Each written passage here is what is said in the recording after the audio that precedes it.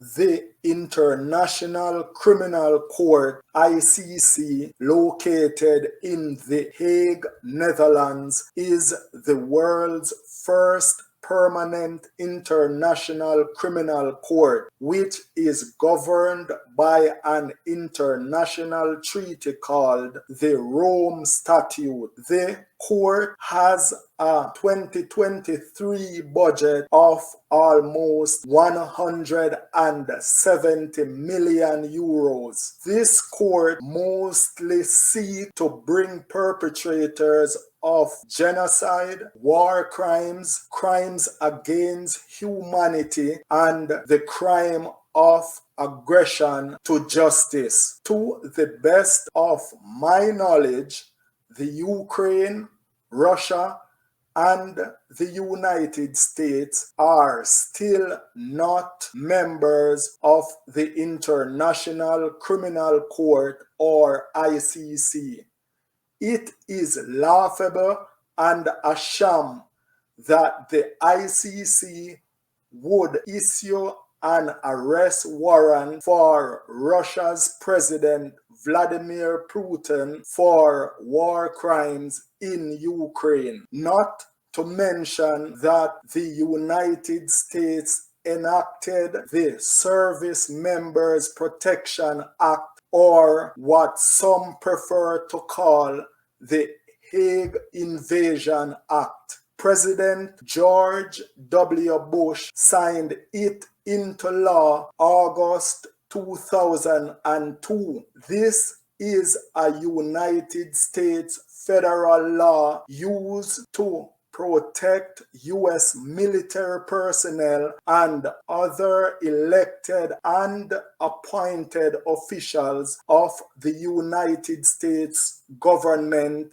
against criminal prosecution by an international criminal court to which the United States is not party. The act authorizes the President of the United States to use all means necessary and appropriate to bring about the release of any U.S. or allied personnel being detained or imprisoned by, on behalf of, or at the request of the International Criminal Court. Listen for yourself.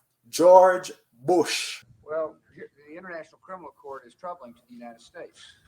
It's troubling to the administration, obviously troubling to the United States Senate as well. President Clinton signed this treaty, but when he signed it, he said it should not be submitted to the Senate. And therefore never has been, and I don't intend to submit it either. Because it, as the United States works to bring peace around the world, our diplomats and or soldiers can be dragged into this court. And that's very troubling to me. And we'll try to work out the impasse at the United Nations, but one thing we're not going to do is sign on to the International Criminal Court. Now let's listen to Ambassador Bolton and former Press Secretary Sarah Saunders. The ICC prosecutor has requested to investigate these Americans for alleged detainee abuse, and perhaps more, an utterly unfounded, unjustifiable investigation. Today, on the eve of September the 11th, I want to deliver a clear and unambiguous message on behalf of the President of the United States. The United States will use any means necessary to protect our citizens and those of our allies from unjust prosecution by this illegitimate court. We will not cooperate with the ICC. We will provide no assistance to the ICC, and we certainly will not join the ICC.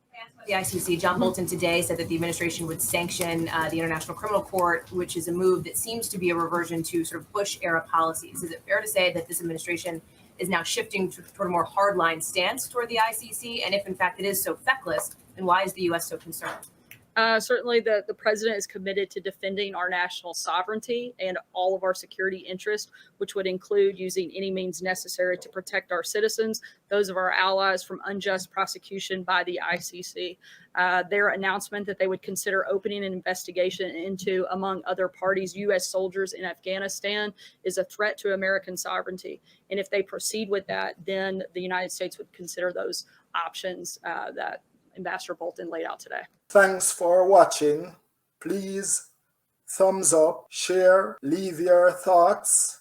Want more? And I will catch you in the next one.